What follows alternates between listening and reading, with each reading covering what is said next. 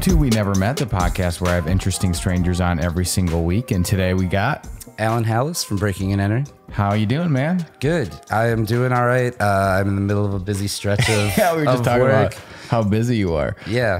Because we're recording this in the midst of Summerfest. So who are you seeing tonight, or where are you going? Tonight, definitely checking out some local music at 8. I'm gonna go see Direct Hit. Okay. I saw Gold last night, and then How's that show?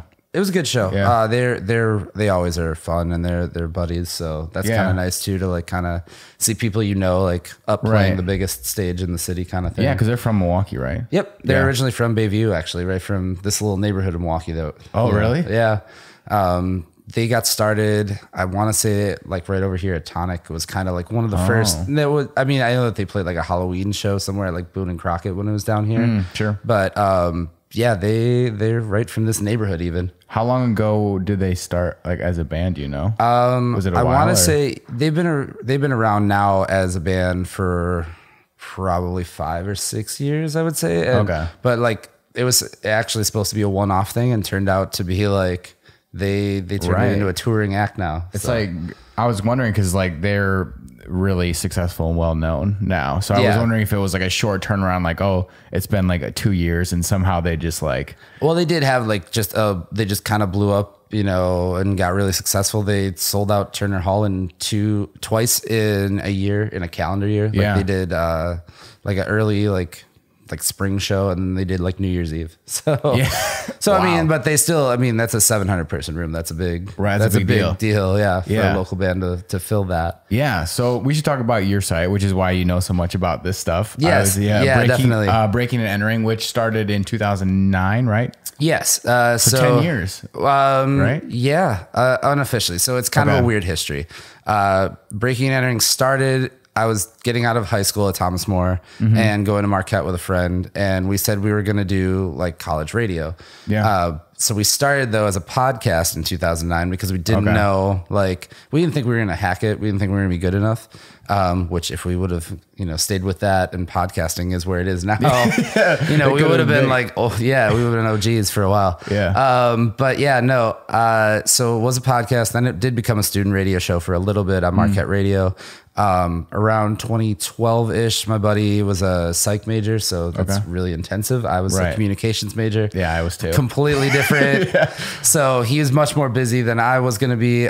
So he split off, and then I took the website, and I was like, well, I still have it. I was going to try and sell shirts for a while. That didn't work out. But my way to get people to the shirt part of things was to have like a blog with like a Milwaukee artist of the week. Okay. And then people started hitting me up that they wanted to be artists of the week.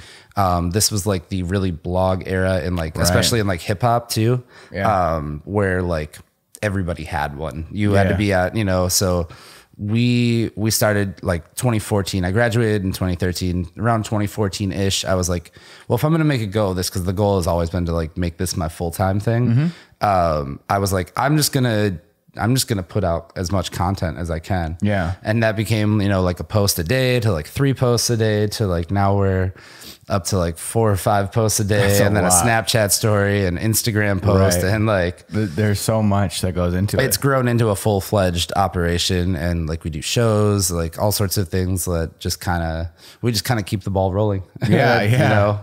Yeah. So when you were because I did student radio too. I did radio after college for a little bit at like Kiss FM here and stuff. Did you enjoy student radio? Was that something that you liked? Yeah, actually, I think that's where I developed a lot of like the ability to kind of adjust on the fly for things. Like I definitely learned to, being a communications major helps too, but like just being able to like fluently talk and be comfortable on a microphone, be comfortable, with whatever you're doing. Right. I learned that from like bouncing back and forth from like, oh, I have to do this, and then I have to edit, and then I have to do whatever to like put out content for the radio show. So it just kind of, I pick up something from every little iteration of what I'm doing. Right. Yeah. And you talked about like the blog era, which like is, when did you graduate college? 2013. Okay. So we graduated the same year. So we were in college when that was kind of like insane. There was like all these blogs, and especially like in hip hop too. Like in Chicago, there's a blog. Yeah, Go Where Hip Hop. Chicago, there's a blog called Fake Shore Drive that I still follow. Oh, okay. And that was kind of like really the inspiration for me to like bring that to Milwaukee. Okay. Because what they were doing was like, they were telling you about artists you probably had never heard of, but like they were a big deal in Chicago and nobody was covering it nationally. Yeah. But they became a big national site because they showed the world what Chicago music was. Yeah. And I was like, I want to do that for Milwaukee, not just hip hop, but like everything. Yeah. So that's kind of what that evolved out of, is that kind of inspiration. Are you more hip hop focused? Like, is that what you enjoy more? So I have a weird musical history too. Yeah. Like I grew up, I was a punk rock skater kid, and, the Tony Hawk games got you into, and I had a cousin that, you know, was making hip hop, and that led to me being into it. And then I made beats for a while, and like, it's a long history, but but hip hop is kind of a focus, especially for us. Just because that's a lot of the music that's getting made here. Like the majority of there's Milwaukee rappers. You could go down that SoundCloud funnel for days. Yeah. You know, and still find new people. Like we find new people all the time that we're like, I didn't know this guy was local. Yeah. Like, there's that. And then, you know, mainly like it's a focus for me too, because it's something that doesn't get as properly covered in the city as some of the other genres of music. You know, it doesn't get the radio play that, you know, like indie bands get and things like that. And I do love all of Milwaukee's music scene, but I've taken a liking to like being the guy to help get the hip hop scene to where it needs to be. Right. And who are some of the artists that you have found, I guess, recently going down that hole that you're like, whoa, they're from Milwaukee? I didn't know that. Out of nowhere. I mean, well, recently, there's a group on the South Side called Brown's Crew that I just saw at an event we did with DJ Loop from WMSE. She kind of brought that group to me, even though I'd kind of heard the name before. Yeah. I'm really, really into what Nile is doing right now. He's like completely on a different, he's in his own, you know, in his own element. And within the last year or two, like Shlee Berry has like come up out of nowhere. Yeah, her episode comes out on Monday. Actually, she's super rad. She's a friend.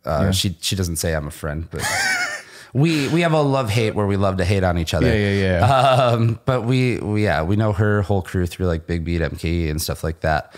Yogi B and Keys are like party rappers. I could go for days, man. Like, just good. It's an hour-long podcast of just you naming people. Definitely. Genesis Renji, Cam, who just moved down to Atlanta. Like, Von Alexander is one of my favorite rappers in the city. Like, and it's not, I didn't really necessarily know him from like the like discovered on SoundCloud thing. It's just, I've just watched him grow and evolve as an artist, and I'm like, he should be so much bigger than where he's at right now. Yeah. So for me, like, how did this start? Because it's got to be a lot different when you first started. Like, how are you finding artists at the beginning compared to now? Because I'm sure it's like people are reaching out to you now. Like a lot of people. Oh, definitely. Yeah. Whereas at the beginning, it probably wasn't. Oh, for sure. Like that. Initially, it came out of me making music, and I was producing for a group called The Cranberry Show, which aren't around anymore, but still friends with. And like, I saw all their artists that they were around, and I kind of, you know, just went down the wormhole of like at MySpace at the time. And so initially, like, local music, I should backtrack.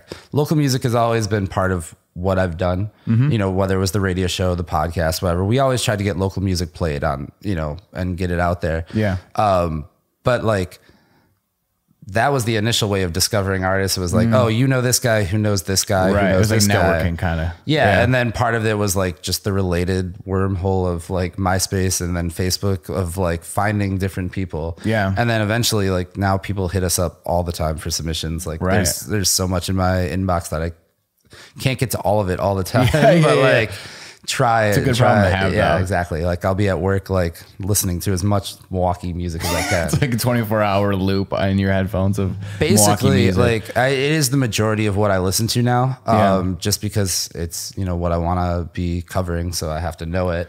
But like, when new like national stuff comes out, I might get like one listen to it because I'm so focused on like what everybody else is doing and trying to get their music on my site and elsewhere and just out to the world. Yeah, because so Is it harder though now because you have developed relationships with people to be like, if someone like sends you something and you don't really like it, like, is it hard to be like, actually, we're not going to put this up anymore? I mean, you know, there is times like that. More often than not, I'm actually pretty impressed with whatever he's doing. Yeah. If somebody puts out something that's, you know, bad or not necessarily bad, but just not for me kind of thing, like I might get it out there, but like, I don't know. It's just, you know, it might not get as much attention to me. Right. You know, or it might be lower of a priority to like get it out there kind of thing. Yeah. But yeah.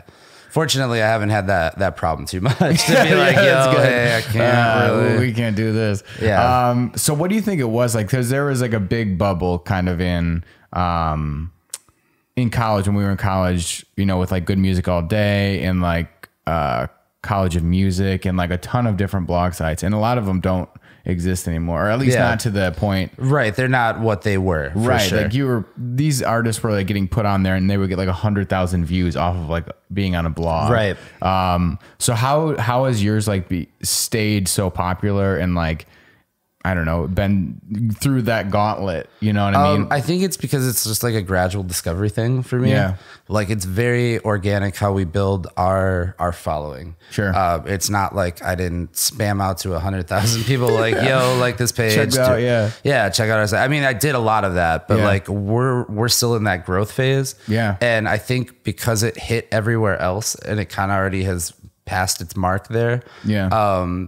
Like, you know, that's why those blogs, and they also didn't adapt as well. Right. Like we have adapted to like, okay, everybody's making Spotify playlists. So now we have a weekly Spotify playlist that's sponsored by Bubbler Bikes. Yeah. And then we have like, everybody's doing events. So we are doing events now. Yeah. Or, you know, even we have a mini version of our podcast that's just like, you know, just interviews with bands that come to town and stuff like that, or people I can get on the phone kind of thing. Yeah.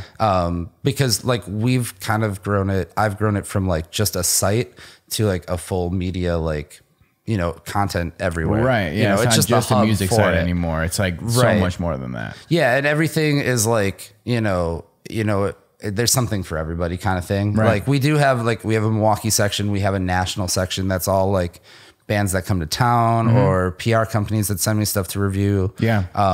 Or we have like, you know, we have contributors. I've got contributors that help, friends that go to like, we've got a good relationship with like Turner Hall Ballroom and Summerfest and things like that like they'll post reviews and then, you know, so it draws people in that way too. Yeah. It's not just a look what I'm putting out to the world kind of right. thing. Yeah. And do you think it has something to do with like, cause all the sites that seem to like fall off as far as like blogs, they didn't really have a thing. Like they were just posting music. Whereas it's a lot more like local centric. Do you think like that has something to do with it too? Yeah. And I think like people are always eager to know like what is next in Milwaukee. You know, like I've been through this, you know, I've been in and around the music scene for over a decade now. Yeah. And, I've seen the waves of artists kind of come through. Yeah. And I feel like I'm on like my like second or third wave at this point of like artists coming through. Yeah. So like that part is like kind of the nice thing that I get to see like, okay. And I think we're the platform that's breaking that. Yeah. Because, really like we're the ones that are going to give everybody a shot. Like that's kind of what sets breaking and entering apart is like, I want to be the guy that does like, yeah, we do big festivals, we do Summerfest and Lollapalooza, but we also do like the guy making something really amazing in his basement. Right. And we want to put that out to the world, you know? Yeah. Like, yeah. So is that kind of like, we didn't even like talk about this, but like, where did breaking and entering, where did that come from? Like even the name for it? So the name for it came from when we decided to be a podcast. Okay. We were at Marquette, but me and the guy that I was doing with both stayed at home. We lived off campus, but our friends had a dorm. And so the running joke was, oh, we're just going to do the podcast out of your dorm room. And then my friend Katie was like, well, you're going to have to call it Breaking and Entering because that's the only way that we're going to let you in. Yeah. And then I said, fine, that's what we'll do. Yeah. And we never really did it out of their dorm room. We mostly did it out of my parents' basement for the first, couple months. But, like that's where the name came from and it stuck and had a friend design a logo, and ran with it, you know? So what was the podcast about? Was it about the same sort of stuff? Like, it was very much two 18-year-olds with a microphone. Yeah. You know, like, there. it was like, we probably would have hated ourselves if we wouldn't ran it back. Like we were always trying to do like the weird, absurd news stories and like, we were trying a little bit to kind of force some content out there. It didn't feel very natural. It felt like us trying to just kind of make jokes, but for what it was, like it was kind of nice to like, learn how to, you got to cut your teeth somewhere. Right. Exactly. And if I wouldn't have had, the guy that I was doing it with to like help out initially, like that I would have never like kept pursuing or going to the next thing or the next thing, Yeah. So having that support system of people like around you to like be like, no, we'll help with this, however they can, kind of thing, that helps. Right. That's super nice. Yeah. Cause now it's like evolved into something like, like completely. If you would have told me 10 years ago that this could realistically someday be in my full-time position, I would have been like, you're absolutely crazy. Like there's no way we can take whatever we're doing at the time and turn it into something that's like pretty good quality. Yeah.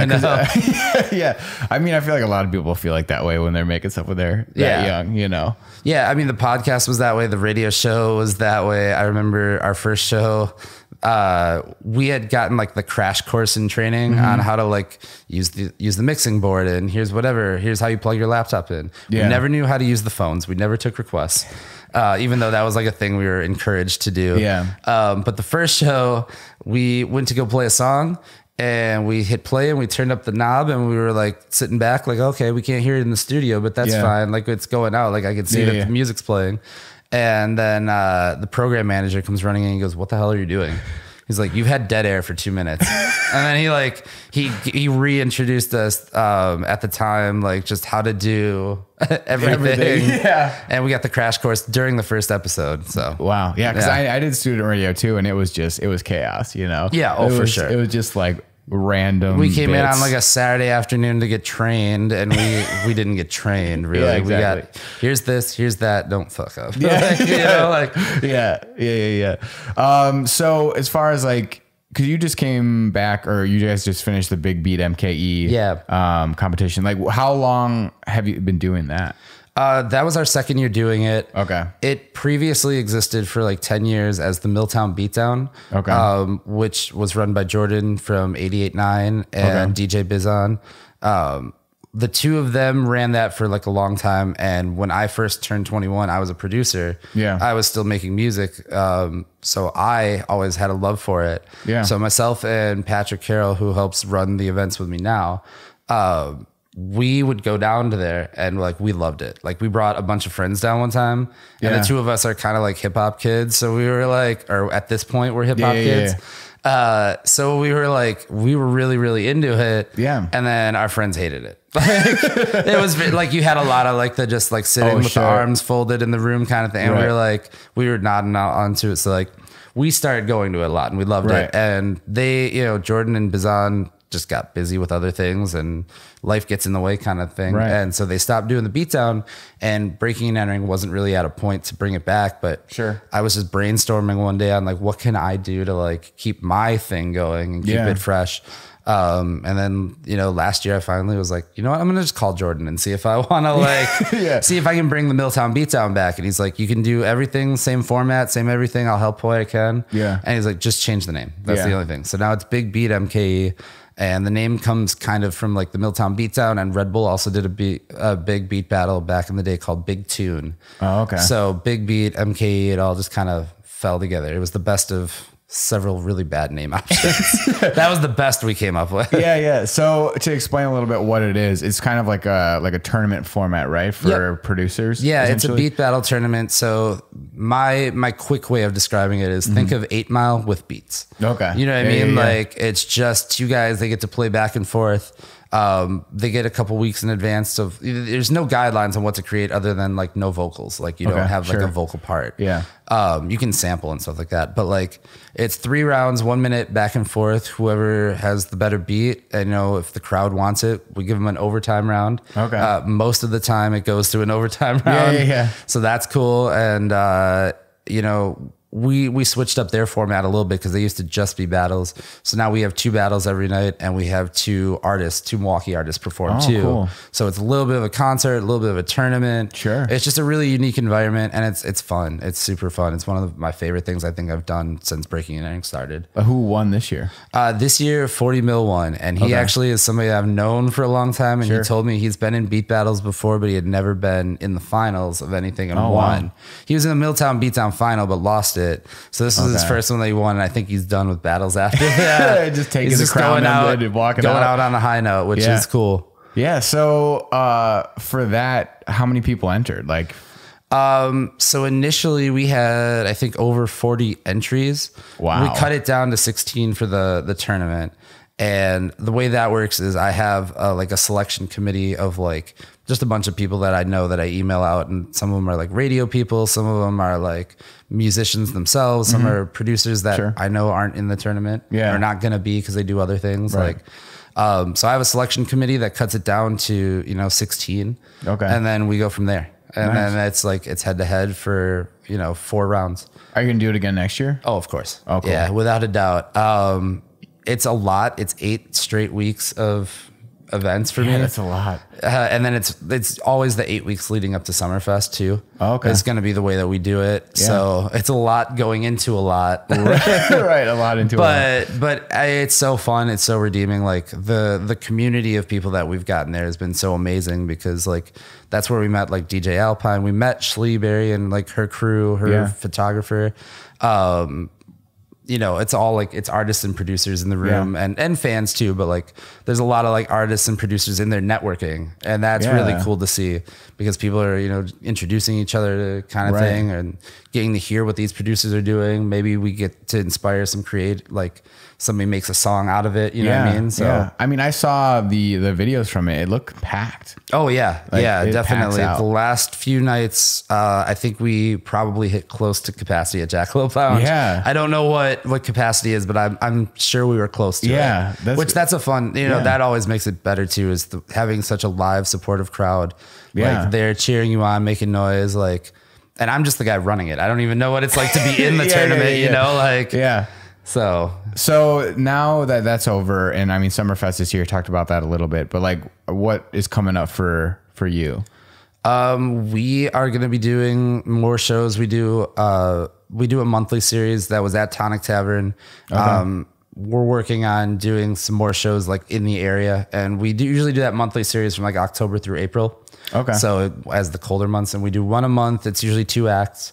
Okay. We call it an evening with. So that's our next thing. Or well, I take that back. That's part of it. And we're also doing a concert series called Air in the Square in the 3rd Ward. Okay. That's an outdoor one that I got involved with through it's through my normal job. Yeah. But then became like a Breaking and Entering thing. So I've done that for like 4 or 5 years now too. Wow. We're doing on a lot of shows. Yeah. And if you would have told me that again years ago, I would have been like, I don't know the first thing about throwing a show. Yeah. But yeah, those start July 13th, and then there's 4 dates. So it's Air in the Square. It's everywhere.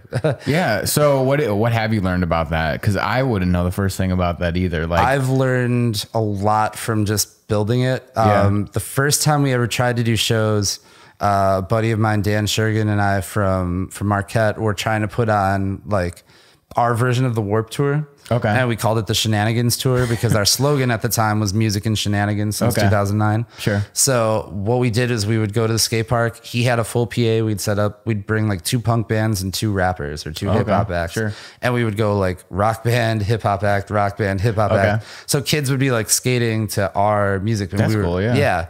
The concept's great. Yeah. But then you get there and you realize like, okay, it's a lot of work to take a PA and build it and bring it out to a concert.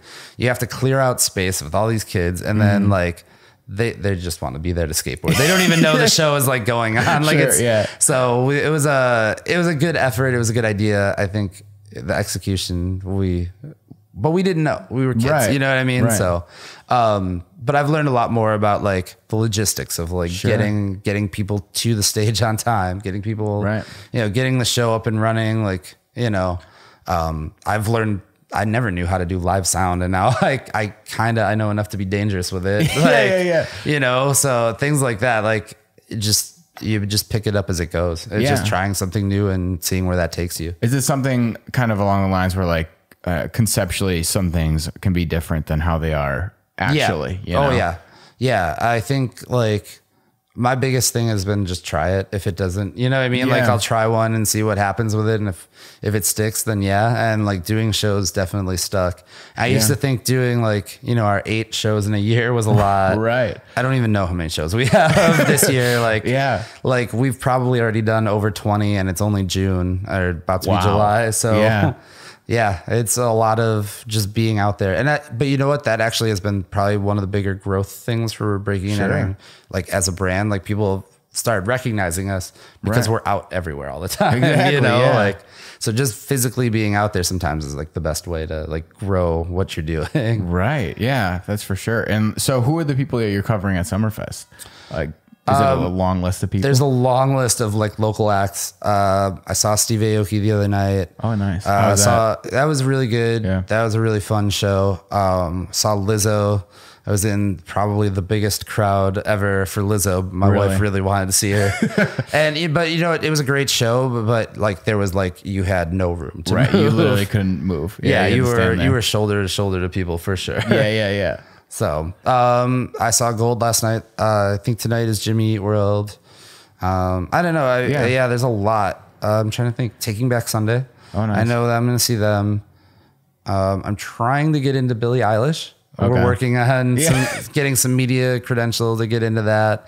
And probably we'll end up at like Schoolboy Q and Lil Wayne, those shows, things like that. A Boogie with the Hoodie, I want to see for sure. Yeah. So, yeah. So you talked about Von Alexander being like one of your favorites right now. Who are some other people that I guess a lot of people wouldn't know, but like you really like what they're doing right now? I would say Twan Mack is definitely, he's actually our host for Big Beat MKE too. Oh, nice. But he has been around in the hip hop game in Milwaukee since like the 80s. Really? You know, he's part of a group called Kareem City, but he's also like, he's so much more than just a rapper. Yeah. But he's like a dude that like he has a clothing line, nostalgic visuals. He's everywhere. He dabbles in a lot of things. Yeah, he does a lot, but his main thing is he's an MC and he's like a true like he is hip hop to his core. Yeah. Like, you know what I mean? Yeah. So he's charismatic, he's a really good rapper. Man, I'm trying to think who on the spot are like people to me that are hitting right now. Genesis Renji works his ass off. Like he's got, I know he's at least got an album in the tank right now, and he's just got it sitting there. Yeah, you know what I mean? Like he can drop whenever. Like he's got his summer is about to be crazy. I know that. Yeah. Has there been some artists that you found on your site that have like really blown up, like in the Milwaukee area? Yeah, there's been some people. Well, I mean, Shlee, we started covering, last year when we were doing like Big Beat MKE, but she had a little bit of buzz at that point, and then she's really taken off. Yeah.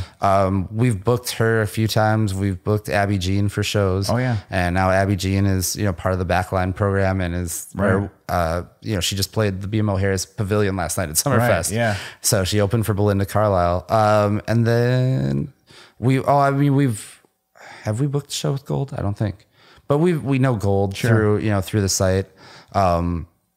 Webster X was actually part of the Shenanigans tour. Oh, nice. A very young Webster X was part of the Shenanigans tour. That's funny. And now he's, everywhere. Yeah. A lot of the people that are, really big names in Milwaukee have at least at one point been a little name on Breaking and Entering. Yeah. Like one of the ones that always comes to mind is Ishtar. Yeah. Who's like, Ishtar actually came out of nowhere to me. Really? I didn't know who he was at all until he was already big. And he was like, cause he did a lot of stuff very independently. Sure. Like he toured Europe on his own.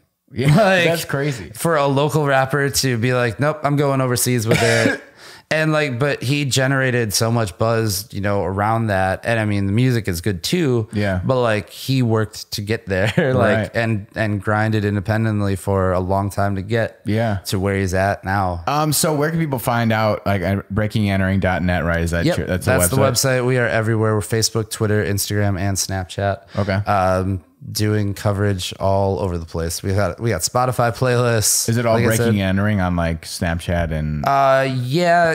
Breaking. Well, if it's not breaking and entering one, it's breaking and entering, and that came from when we were first registering a Twitter handle, and there was too many characters. Oh, really? At the time, yeah. So that was back in the student radio days. So that was like, all right, well, this is what we do. This is how it goes. This is the only one available that we could get. So okay, cool. Yeah. Dang. Well, check it out. I mean, you guys have stuff going on all the time. You have to be probably one of the busiest people ever at this point. I don't know if probably. Yeah, close. It's definitely, it's hectic, but you know what? I love doing it, and I want to take it into the point where it's my full-time thing. Right. And I just really, really love what Milwaukee is doing musically. Well, I think that's why you've probably outlasted a lot of people, is because you just like to do it, you know? Yeah. And I think if you run a music site and you just eventually just want to make money off of it and you don't really like it, it doesn't work out. Right. Yeah. Oh, definitely not. Yeah. Eventually people burn out on it. Right. You know, there's ways to make money on it, but you have to kind of know the game to get there. You know? Exactly. Yeah. Well, thanks for coming on. I appreciate it. Yeah. Thank you for having me. That flew by. I know, it was really quick. It goes by fast. Nice.